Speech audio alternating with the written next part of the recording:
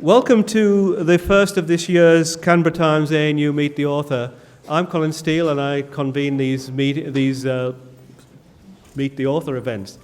And first of all, we acknowledge and celebrate the first Australians on whose traditional lands we meet and pay our respects to the elders of the Ngunnawal people, past and present. Usual housekeeping, if you could ensure that mobile phones are switched off. Oliver will speak and then there will be a period for questions, and we do have roving microphones, so if you could wait for the microphone to arrive, put your hand up and the microphone will come to you, and then Oliver will be moderating his talk.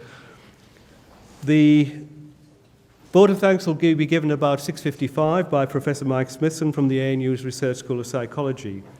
And then book signings will follow in the foyer as usual at 7 o'clock. And if you will allow Oliver to get to the bookshop stand without coming to the podium or stopping him on the way, that would be really helpful. And as you've seen from the slides behind, our next event will be on Tuesday, March the 5th, with British historian and television commentator Tom Holland, who is coming directly to us from the Perth and Adelaide festivals, where Oliver has just been to the Perth Festival and is en route to the Adelaide Festival. Tom will talk about his classical trilogy recently completed, In the Shadow of the Sword, and he's been the winner of the Classical Association Prize, awarded to the individual who has done most to promote the study of the language, literature and civilization of ancient Greece and Rome. And this new book covers the end of, I think it started on here but not up there, which will be talking about the decline of the Roman Empire and the rise of Islam. Future events this year will include Hugh Mackay, Peter Reith, Katrina Strickland on Australian artists, and hopefully Blanche Dalpouget and Christos Salkas later in the year. For tonight's event, we're very grateful to Text Publishing and Rachel Shepherd for supporting the event and bringing Oliver to Canberra in a very hectic tour that he's having. Many of you will have seen Sally Pry's interview with Oliver in the Canberra Times Panorama recently, and those who have read his Guardian blog will know what a vibrant and stimulating writer he is. So, ladies and gentlemen, please welcome Oliver Burkeman to Canberra.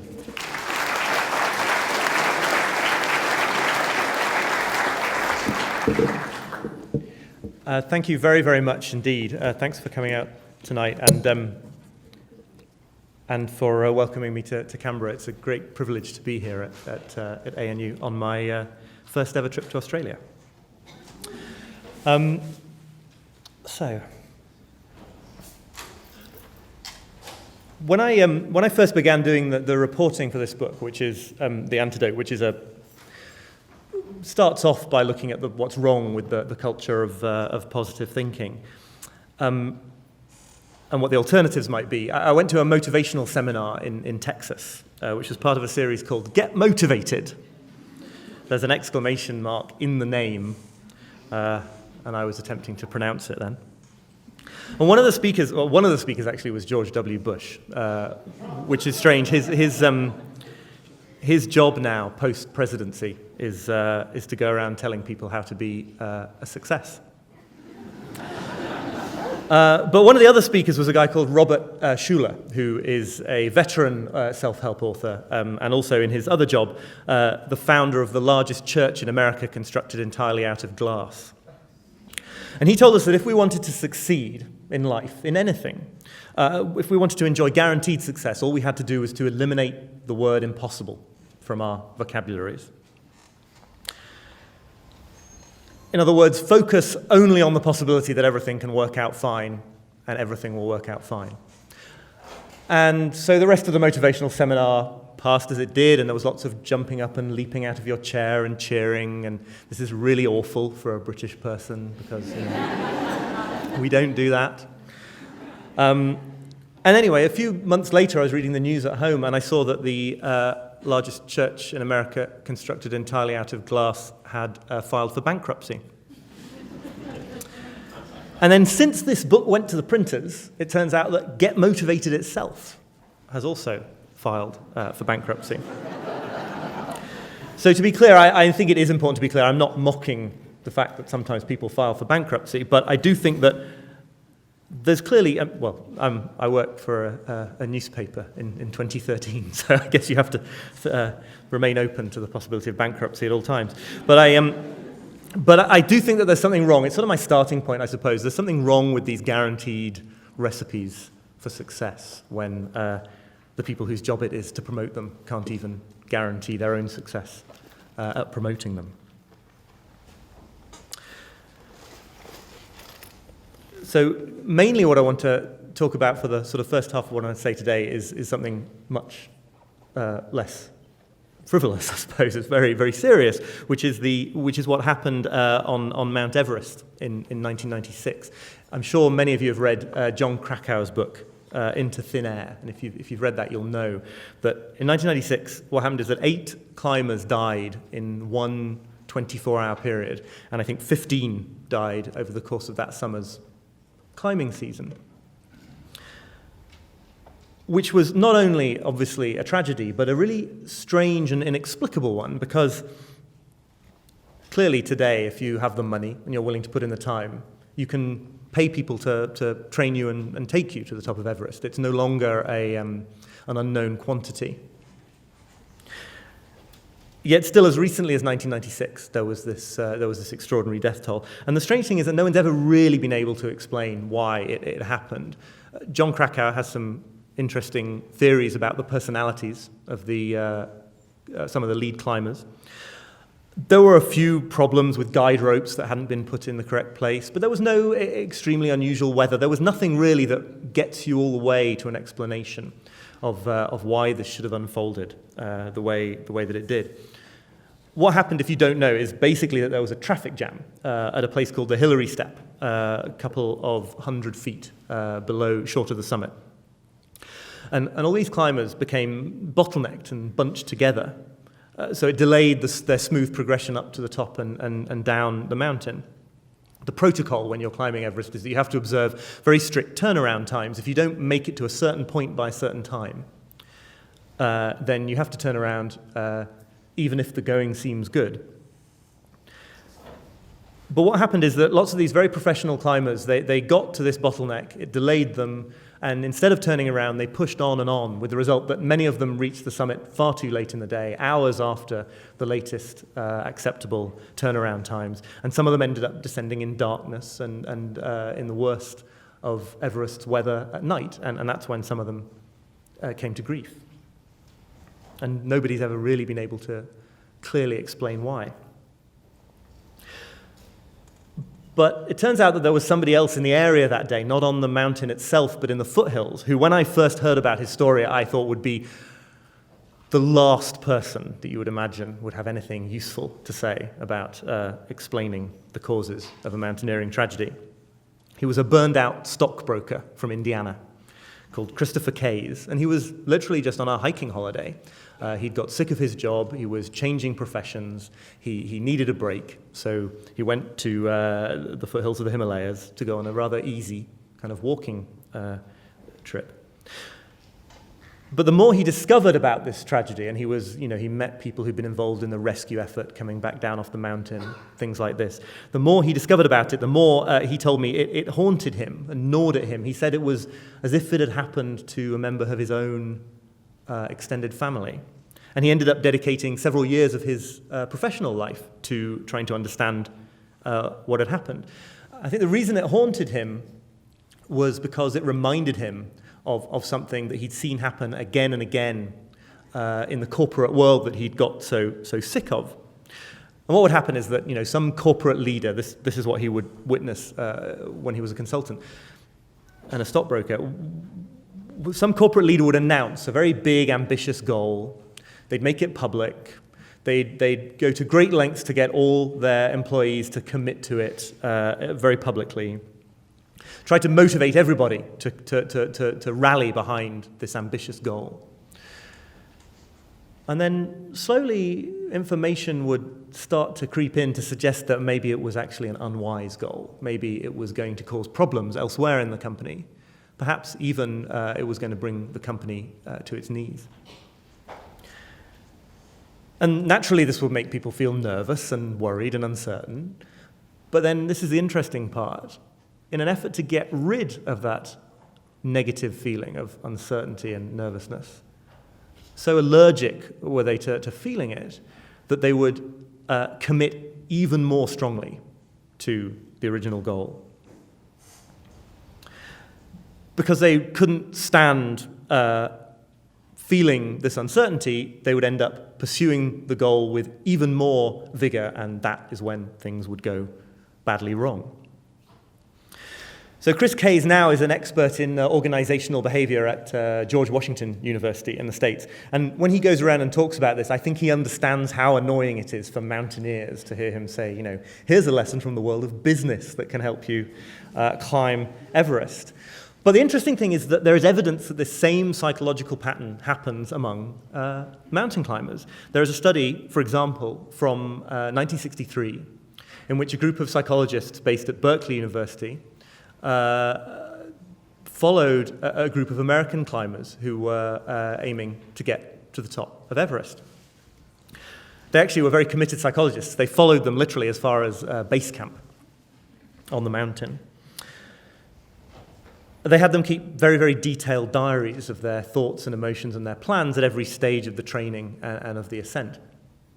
And some of these climbers had decided to try a very dangerous route to the summit that had never before been successfully achieved. And when their diaries were analyzed later, this same pattern could be detected. They would receive some problematic information about their plan. Maybe there was some question as to whether their equipment was up to the task, or the weather patterns didn't look at all good for pursuing this goal. It would make them feel nervous and worried, and they would record these emotions in their diaries.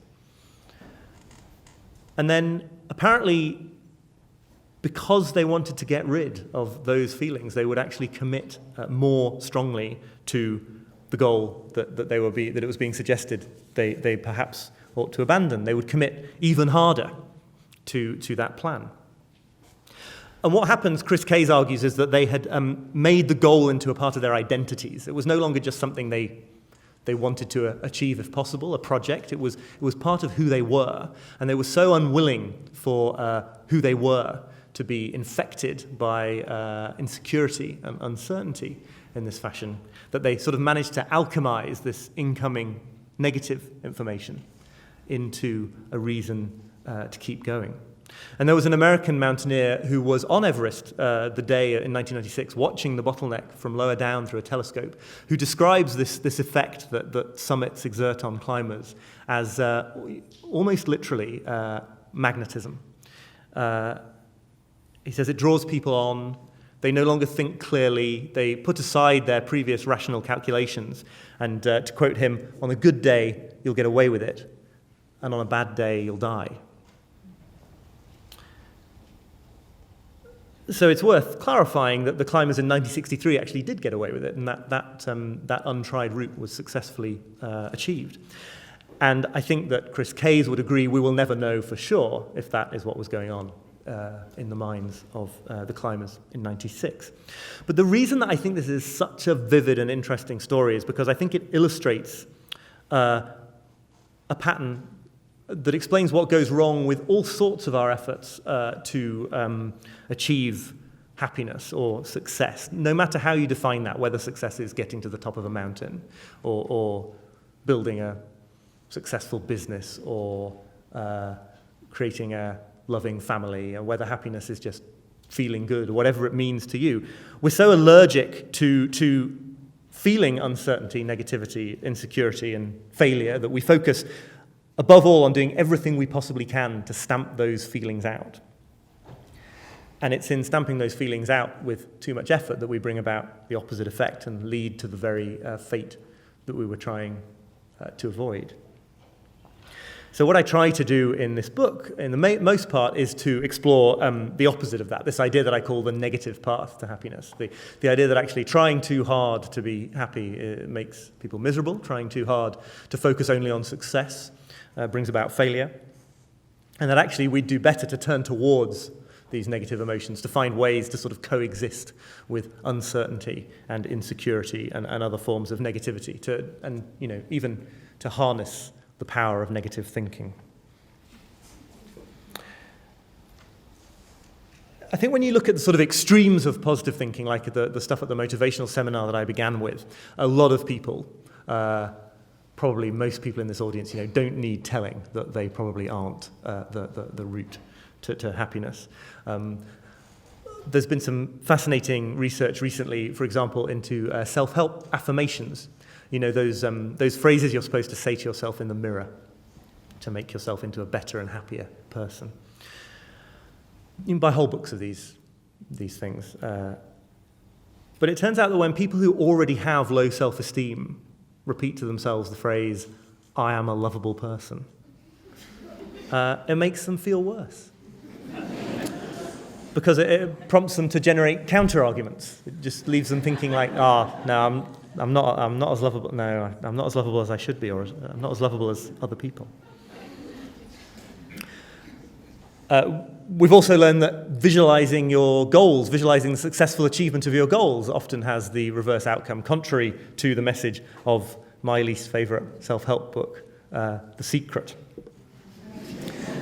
And I know in visiting Australia, I'm in The Secret's home turf, so I need to watch out.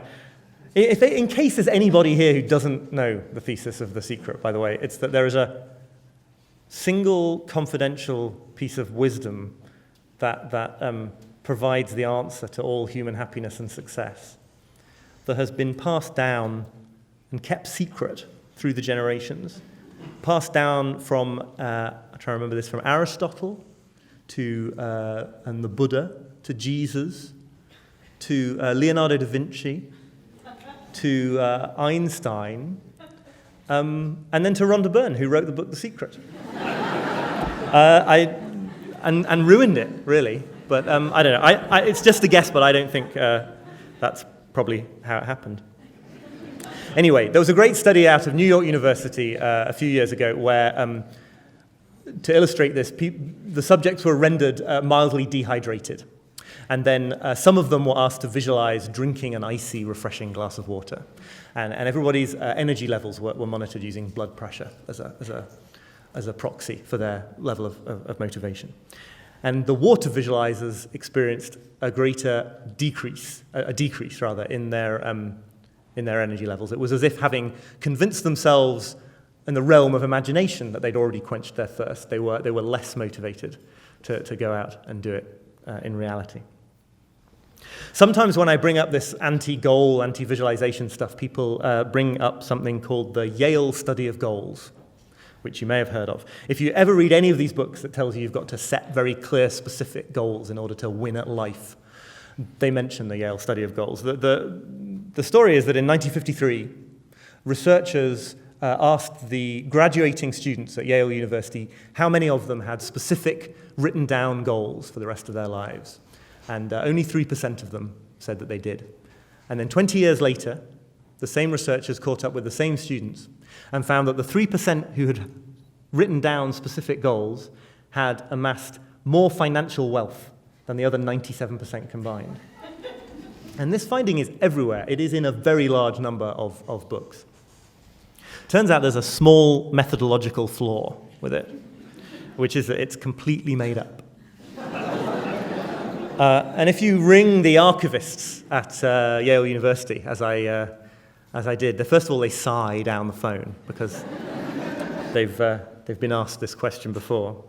But then they go and, double, triple check, and no, it still doesn't exist. And it also doesn't exist at Harvard Business School in 1975, which is the other reference that sometimes crops up. This key dogma of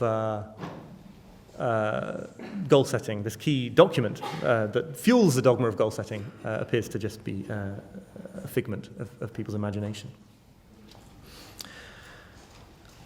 But I do want to accept that these things like affirmations and visualization are sort of an easy target. They're easy to mock, and that's why I enjoy doing so. But I think it's important. I think what I want to suggest is that we're all of us caught to some degree in this trap that one of the philosophers I write about calls the cult of optimism. Even if we wouldn't give any time to phrases in front of the mirror, or goal visualization, or walking barefoot across hot coals using the power of positive thinking like they do at Anthony Robbins' seminars, we still on some level think that happiness can only mean stamping out the negative. It can only mean asserting positive emotions, trying to guarantee positive outcomes. And the alternative perspective on this is very nicely summed up in a quote that is attributed to Edith Wharton. If only we'd stop trying so hard to be happy, we could have a pretty good time. I'm very glad, by the way, that I discovered a couple of weeks before the book went to the printer rather than after that she didn't say it at all. It's just a bunch of people on the internet who think that she did. So in the remainder of what I have to say, I'll just sketch out 3 of the stopping points, I suppose, that I made on this negative path to give you a sense of what I'm talking about. It turns out that this relentless focus on positive thinking is actually a very, very recent historical phenomenon. It goes back maybe a century and a half. Last year was the 60th anniversary of the publication of The Power of Positive Thinking by Norman Vincent Peale. It didn't start the whole thing, but it was there fairly near the beginning. If you go a lot further back into the various philosophical and spiritual traditions, you find a very different attitude towards negativity. So first of all, I discovered that there's a whole underground community of modern-day people who call themselves Stoics. Not in the sense that we use that term in Britain, certainly today, which means pretending that nothing bad is happening and repressing your emotions. But rather drawing on the Stoics of ancient Greece and Rome, who had a much more accommodating attitude towards negativity and how to deal with negative emotions. It's a very big philosophy. I'm not going to try and summarize it tonight, but one of the techniques they advocated that I really like is what they call the Premeditation of Evils. But you could think of it as negative visualization. Instead of focusing on the best case scenario, they say, sometimes it really pays to focus on how badly things could turn out. In modern psychology, it's called defensive pessimism, and the estimates are that about a third of us use it naturally. It comes naturally as a coping mechanism instead of optimism. See, we usually respond to anxiety or worry in ourselves or our kids or friends, whoever it is, with reassurance. So if somebody thinks everything is going to go catastrophically wrong, you want to try and persuade them that everything is going to work out well. But when you do that, you implicitly reinforce this other idea, which is that it would be absolutely terrible if they didn't turn out well. The Stoics say, you should deliberately do the opposite. Think through in calm and sober detail how badly things could actually go. You'll almost always conclude that they were less bad than you had been dimly thinking. You'll be able to marshal your resources for coping with them if they do occur. And as Seneca points out, it will also have another advantage, which is that it will make you appreciate all the things that you do currently enjoy if you regularly remind yourself that you could lose them. We read all the time now, I think, about psychology studies saying that gratitude is the secret to happiness, which is great. But if you're, if you're a bit of a grouch like me, it's hard to remember and to find ways to be grateful on a daily basis. Well, Seneca points out a really easy way that actually is in tune with a more pessimistic outlook on the world is to look at all the relationships and possessions that you enjoy and to remind yourself that you might not have them forever. In fact, in an ultimate sense, you definitely won't have them forever. You'll appreciate them all the more, you'll feel gratitude, and you'll be happy in a way that you could never have approached if all you'd been doing was trying to convince yourself that they'd be around forever and ever. Seneca says you should look at your closest relationships not as one of those things that cannot be taken away, but as though it were a jar or a crystal goblet. In other words, fragile and something you should cherish. You could even take this to the next level and deliberately bring about the worst-case scenario that you were worried about. Albert Ellis, the psychologist who was very heavily influenced by Stoicism and who he died a few years ago, but I interviewed him for this book, and he used to say that if you're really scared of embarrassing yourself, you should embarrass yourself deliberately. So I did this because I am very scared of embarrassing myself, or at least I was before I did this exercise. He used to say you should do this on the New York subway. I ended up doing it on the London Underground. His advice was you should travel on the Underground, I'll say, and just speak out loud the names of each station as you approach them, so that everybody can hear. So it's terrifying to think about doing this. I mean, it's really a scary thought. But what's interesting about it is that it's not clear why it should be so scary. I mean, you're not proposing to harass anyone or attack anyone or verbally abuse anyone. You're sort of helping them, actually, right? I mean, you're telling them the name of the next station.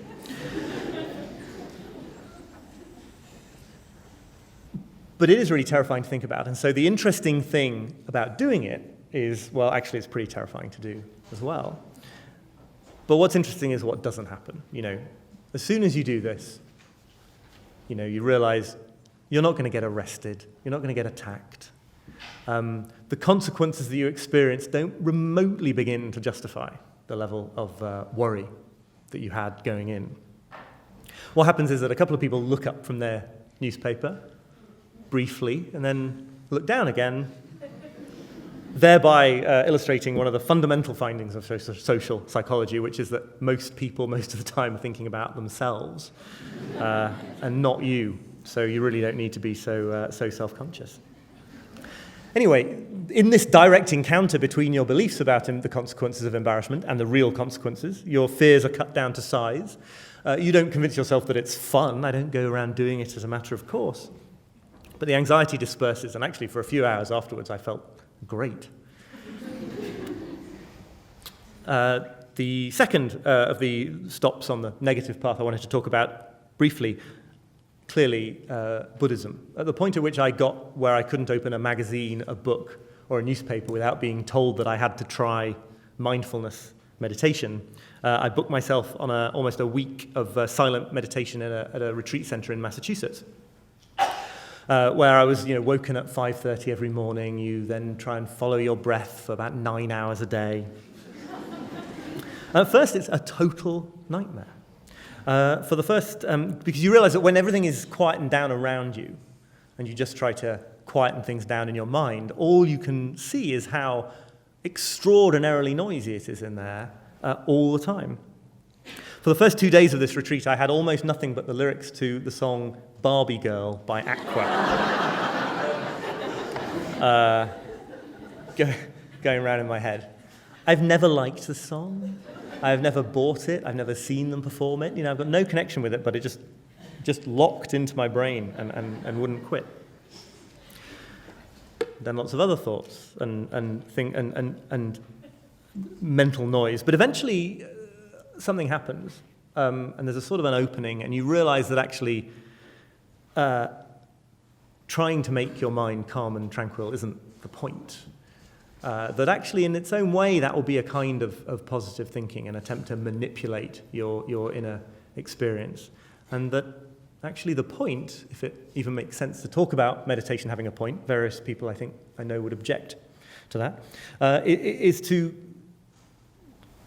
try and cultivate this idea that the Buddhists call non-attachment in the popular metaphor, to understand your thoughts and emotions like weather patterns, things that come and go, and that you don't need to push away the bad ones or cling hard to the good ones to make them stay, but to just be present with whatever comes up and less sort of dictated to by what's arising in your mind. The American Buddhist teacher Charlotte Beck puts it beautifully, I think, when she says that the point of meditation is not to change the contents of the container that is the mind, but to become a bigger container. And then the third and final example that I'll talk about tonight is of the benefits of turning towards negativity, is this now largely forgotten tradition of Memento Mori, the idea that there's something salutary and happiness-inducing about building in reminders of your mortality into daily life. I think it's probably uncontroversial to say that death is the ultimate example of a negative thing that we try not to think about where possible, only then to find ourselves completely unprepared when we're forced to confront it in ourselves or in those close to us.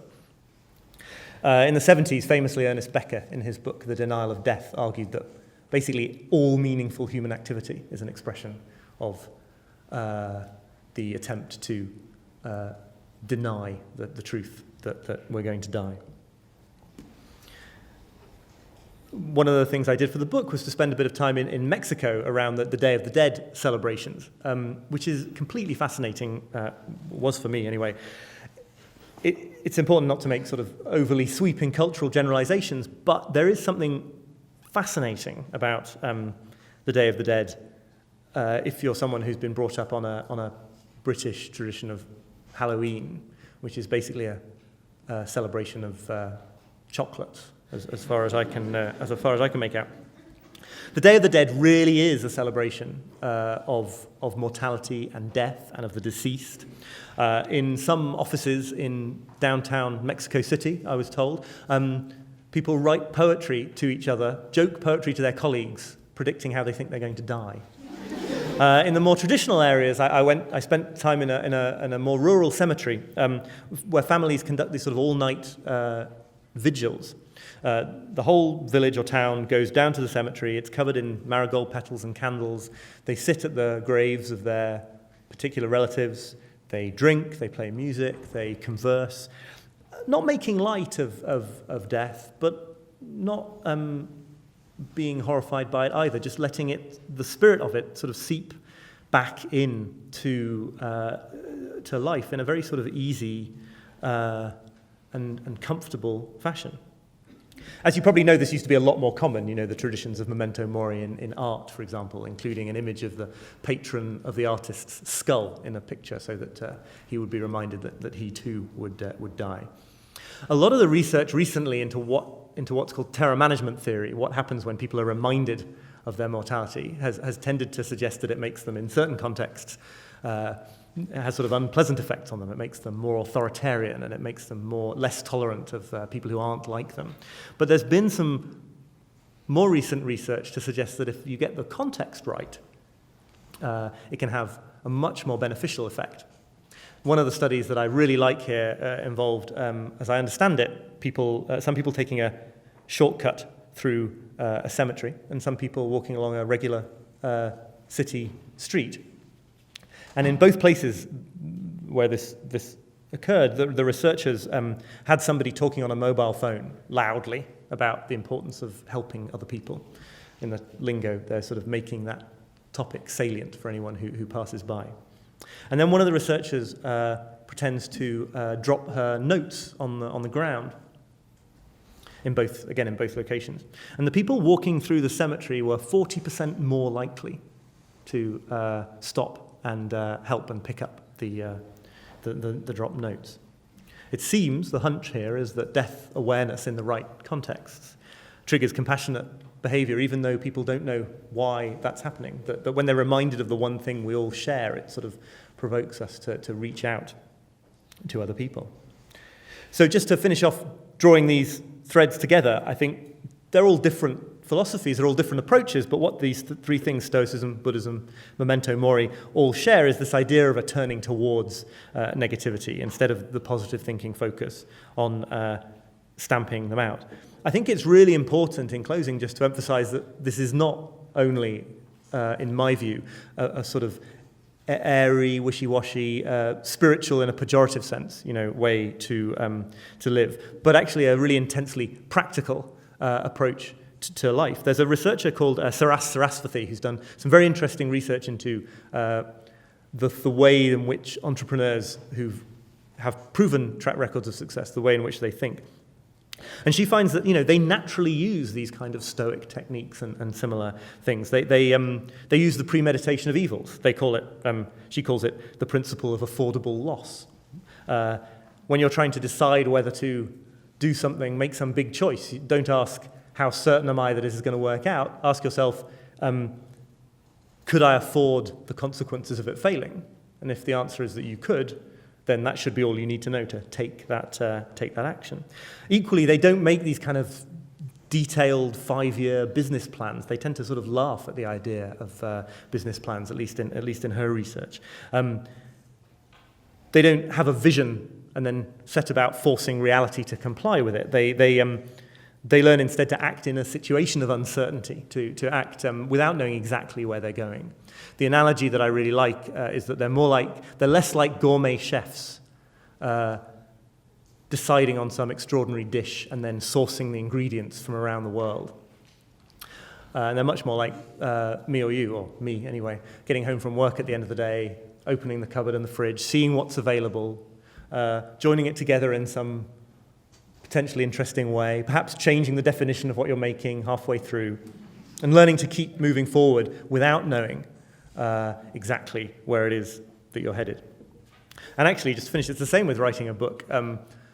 If, like me, you are a terrible procrastinator, if you listen to motivational coaches, Tony Robbins or the people I saw at Get Motivated, they would tell you that what you need to do to get over procrastination is to get motivated. You need to, first of all, get to the point where you really feel like doing the thing that you need to do.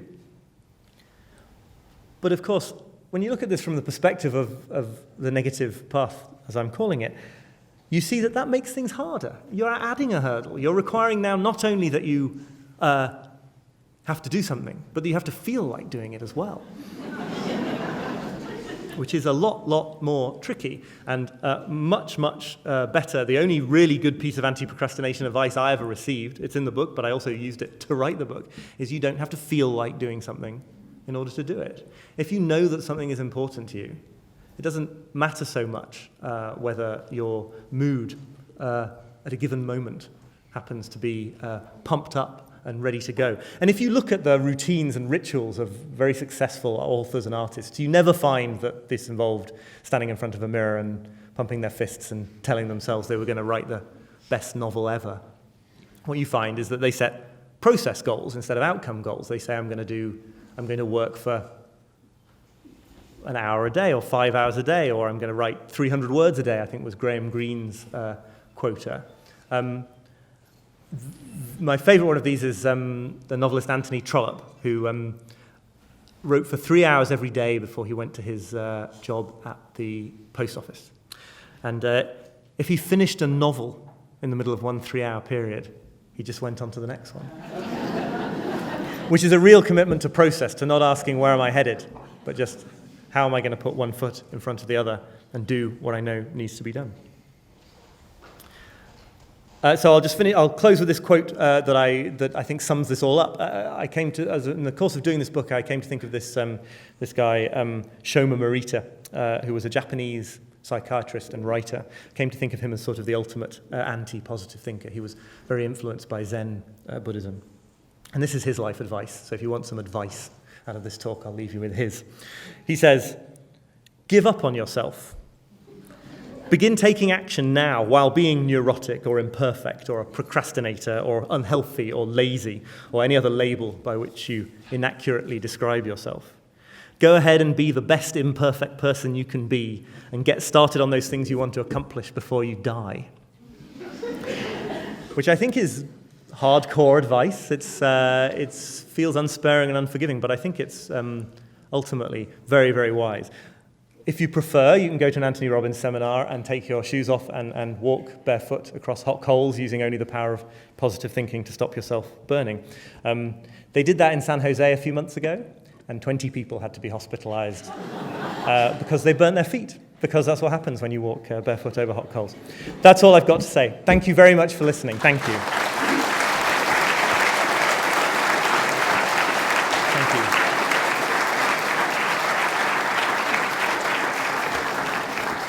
And I'll happily take some questions. I've got to ask you to wait for the microphone when you do. Is there anybody? Oh, okay. Go there first.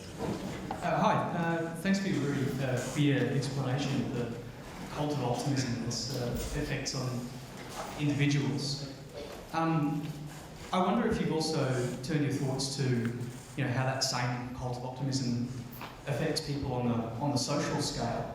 I mean, it strikes me that we have a very significant sort of terror of death socially, which sort of manifests itself in different forms of thinking about security, food security, energy security, national security, water security, so on and so forth. Do you see a similar... Yeah, no, I mean, I really do. I won't pretend it's not the primary focus of this book, but there are all sorts of touching points where, it really does lead to that kind of societal perspective. One of the bits that I do talk about a bit is, as you mentioned, air security. The idea that this obsession with wanting to feel secure in the air actually leads to all sorts of situations where we're less secure than we maybe should be. There's the story that I tell about a pilot for US Airways who, a few months after 9/11, was boarding a plane at Philadelphia International Airport. And the screener who was searching through his hand luggage got really concerned that he had a pair of tweezers in his bag. And he was so annoyed at this point by the whole security climate after 9/11 that he burst out and said, "Why are you worried about tweezers when I could crash the plane?" Which was a really stupid thing to say. And he was jailed for a night, and then it took him 6 months of legal battles to get his job back and get himself acquitted of making terroristic threats.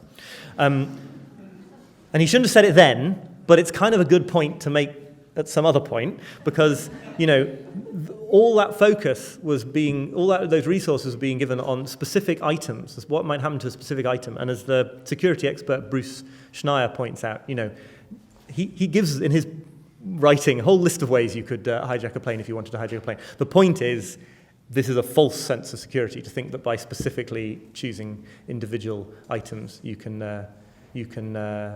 maintain security, and that actually a far better thing is to understand that you can only have flying with a certain base level of insecurity. After 9/11, somebody asked him if there was a way that they could make it so that never happened again, and he said, "Sure, ground all the planes." And I think that happens again and again in other sectors and areas. You mentioned food security, I'm following the British horse meat scandal remotely at the moment, and finding there are all sorts of ways in which the systems we put in place to make ourselves feel better about things end up having perverse or ironic effects. So yeah, it's a really interesting side to things. Thank you. At the back, yeah.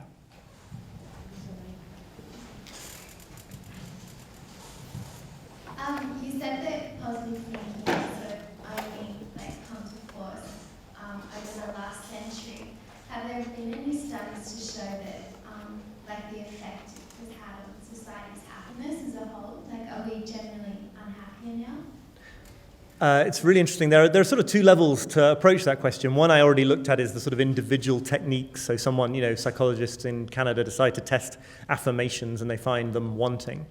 The sort of bigger sweep, which leads back to the previous question as well, is, you can very easily look at the correlation or absence of correlation between the countries that come out top in international studies of well-being, problematic though those are, and see that they are never the countries where the positive thinking industry is most successful.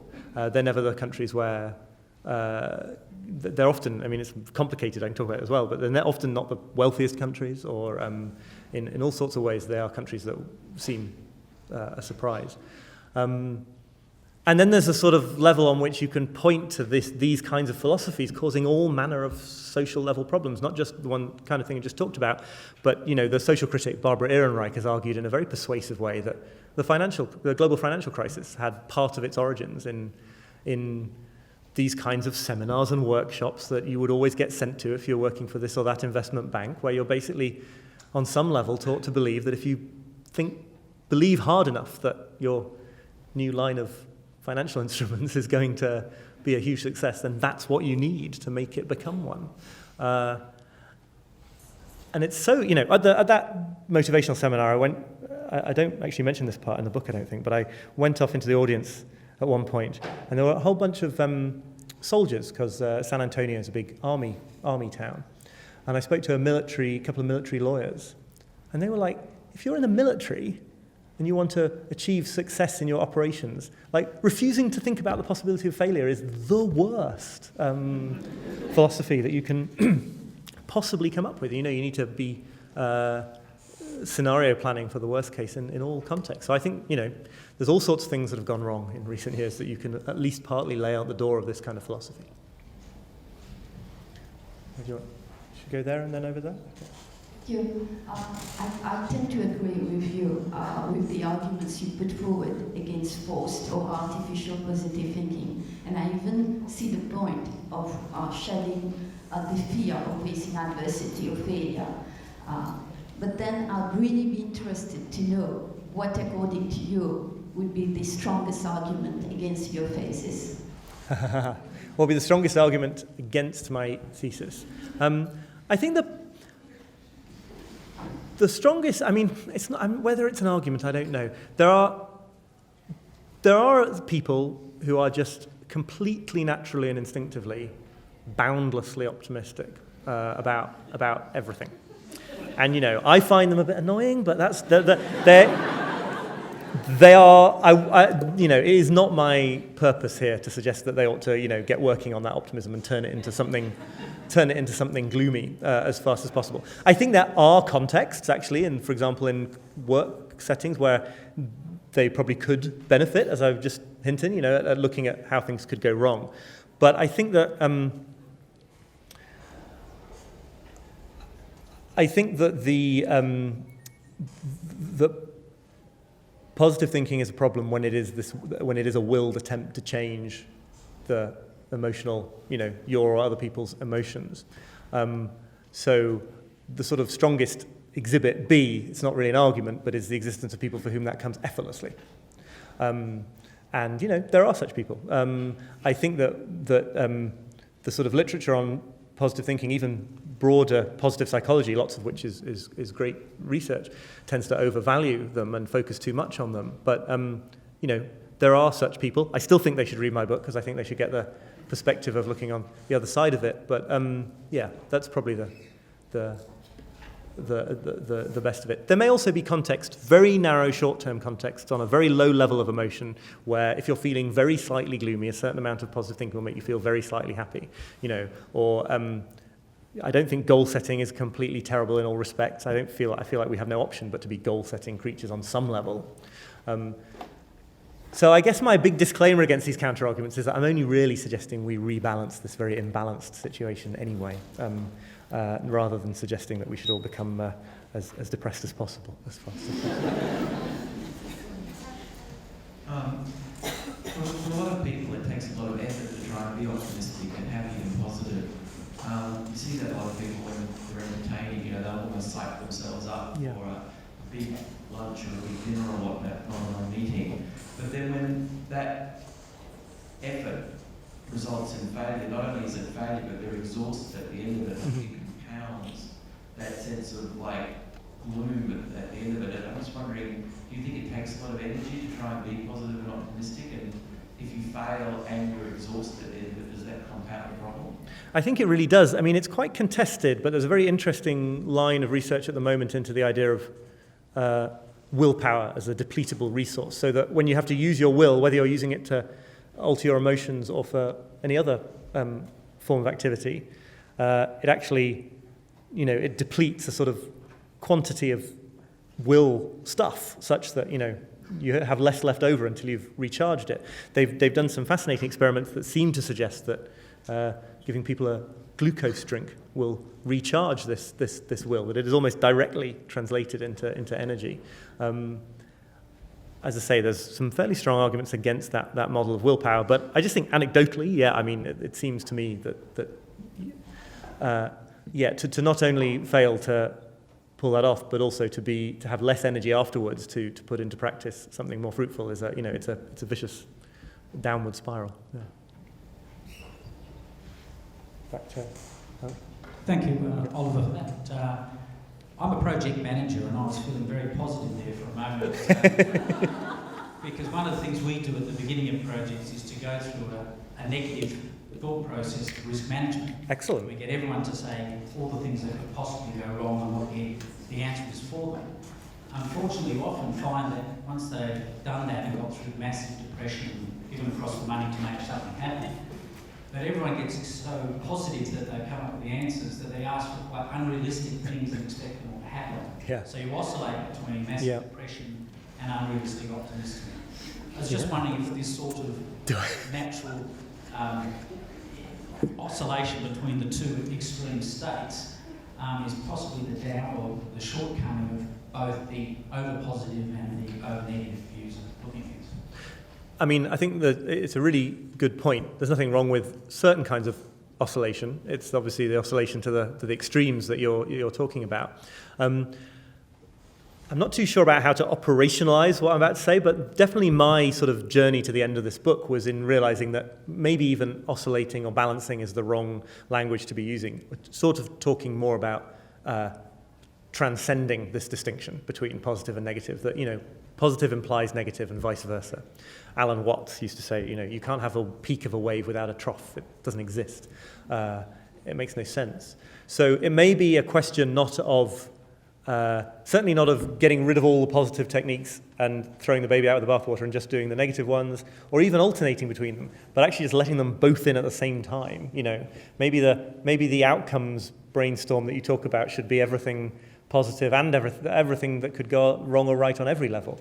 I do think that where I got to at the end of this book was in thinking that the point about focusing and turning towards negativity is not to get rid of one thing and bring in another. It is to sort of get to a vantage point where you can see that you need them both, and that any life worth living has high highs and low lows, rather than just shutting out one side of it. I'm not sure that's much help for your dilemma, but try it. Yeah. Do we have time for one more question? One more question. I better go where the mic is. Sorry, it's there. Okay. I was just wondering whether in the course of writing your book you had the opportunity to interview Martin Seligman, who's claimed to be he's a more respectable face of the happiness industry, using evidence-based arguments. Did you have time to examine his work or interview him? I didn't interview him. I have spoken to him briefly on the phone for another piece of journalism a long time ago. He's excellent because he's quite open about being sort of a grouch in his it's his natural temperament. You bring up a good point, because it enables me to make this distinction again between positive psychology and positive thinking. He is the sort of leading light of positive psychology. I take that label simply to mean psychology that looks at the causes of happiness instead of only focusing on the causes of pathologies. Whereas I take positive thinking, which is a route that positive psychologists sometimes take, to mean, this sort of attempt to, by will, replace negative emotions with positive ones and to go after the positive at all costs. So there's a lot that's been done in the field of positive psychology that just says, hey, we've got to take happiness seriously and not always only be asking about disorders. And I sort of like the fact that he has done that and led that from the perspective of being someone who's a bit of a grumbler. It's important to keep that distinction there. Some of the positive psychologists are kind of annoying positive thinkers, but it's not a perfect overlap. Stop there? Okay. Thank you very, very much. I really appreciate it. Thank you.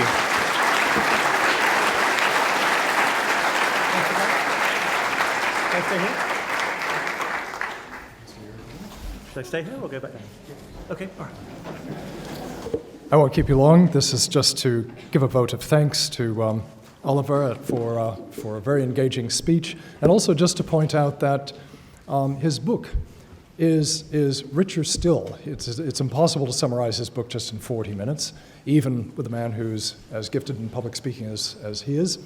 And so I would strongly recommend that you have a look at his book. There's a lot in there that he didn't get to cover. And in psychology, we have a number of points that resonate with the kinds of things that Oliver is saying.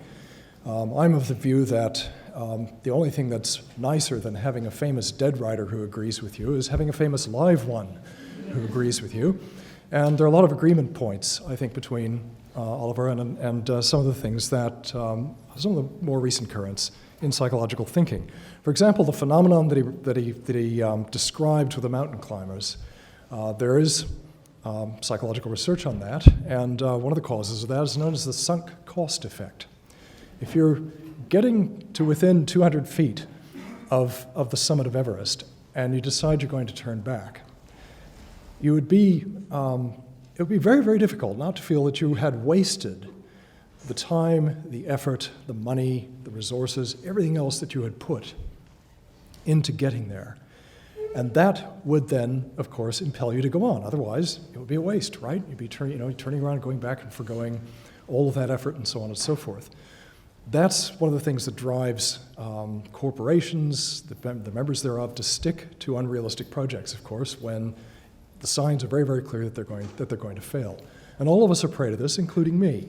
I once tricked my wife into going on a hike with me. She's not given to such things, but I persuaded her that it would be only a short distance and there would be a magnificent view. This was in Tasmania at the end of it. And unfortunately, of course, what happened was that the walk took considerably longer than I had said that it was going to. And as the growling and spitting rose to a crescendo, she finally told me that she wasn't willing to go any further. And to my horror, I've heard myself give the sunk cost speech. I said, well, we've come 3/4 of the way. It'll be wasted if we turn back. No, yeah, right, okay. So this kind of thing is something that is known in psychology and has been researched, and it's nice to see that it brought out so vividly in Oliver's book.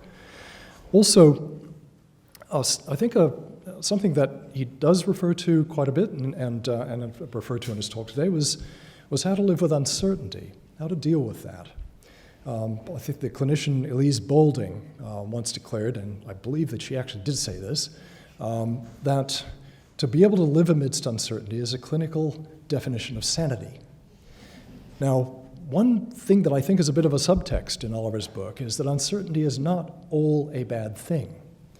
And if that subtext is there on purpose, then I salute this man, because many psychologists whom I've known who should know better have gone into print saying that uncertainty is negative, that it's a bad thing, and that the emotion that goes with uncertainty naturally is anxiety, fear. Well, what about hope?